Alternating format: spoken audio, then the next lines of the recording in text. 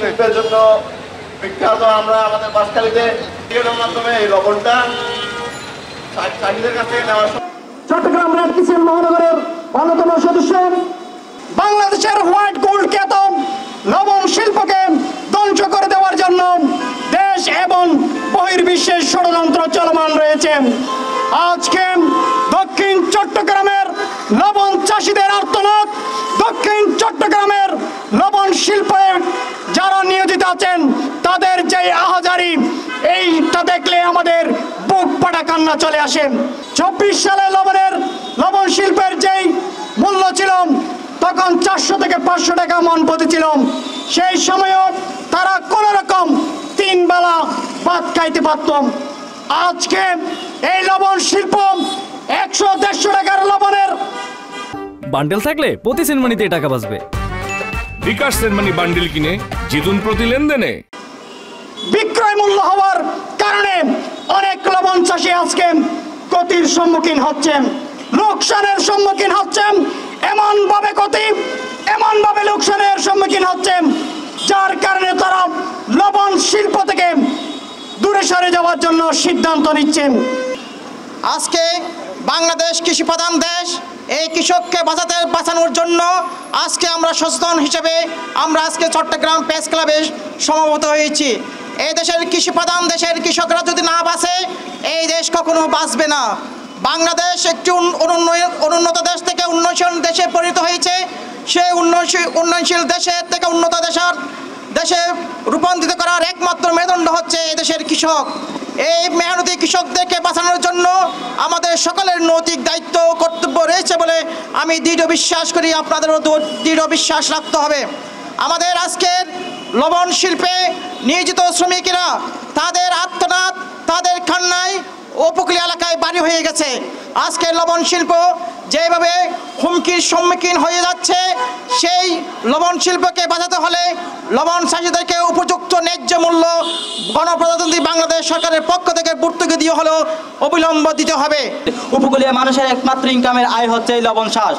এই লবণ চাষ উৎপাদন করতে গিয়ে যদি ক্ষতির সম্মুখীন হয় তাহলে আগামীতে তারা কোনো লবণ চাষ করবে না, তাহলে বাংলাদেশের লবণ শিল্প হুমকির মুখের মধ্যে পড়বে। এর মধ্যে সুবিধাভোগী বিভিন্ন কৃত্রিম পর্যায়ে লবণ চাষিরা, তার মধ্যস্থতাভোগী লবণ যারা আছে তারা সবচেয়ে বেশি সুবিধা ভোগ করবে।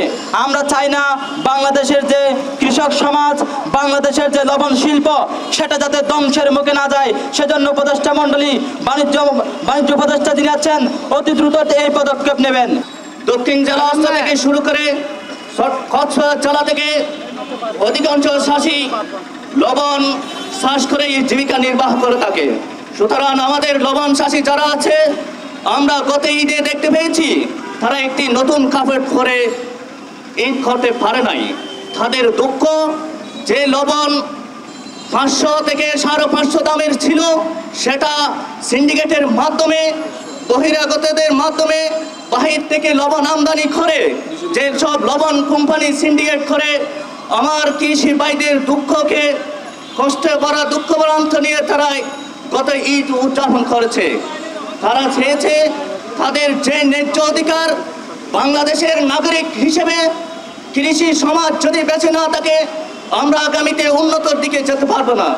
সেই দিক থেকে আমরা চাই আমাদের কৃষি ভাইদের, লবণ চাষি ভাইদের ন্যায্য অধিকার ফিরিয়ে দেওয়ার জন্য। বাংলাদেশের বর্তমান সময়ে লবণ উৎপাদনের খরচ হয় 15 টাকা করে।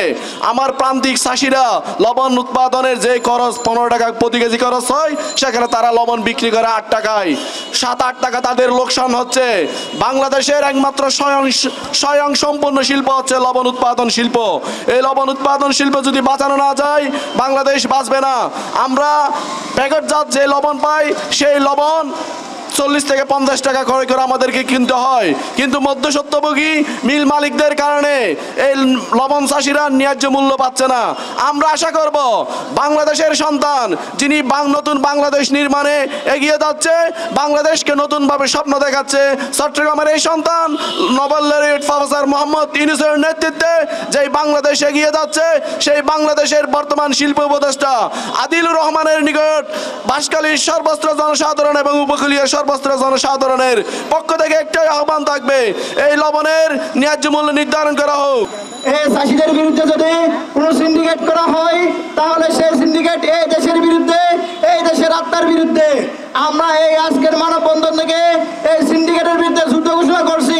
যদি সরকার দ্রুত পদক্ষেপ নিয়ে এই সিন্ডিকেট ভেঙে না দিতে পারে বা ভেঙে না দেয়, আমরা চাষি সহ কৃষক সমাজ সহ সাধারণ জনগণকে সাথে নিয়ে রাজপথে দুর্বার আন্দোলন গড়ে তুলব।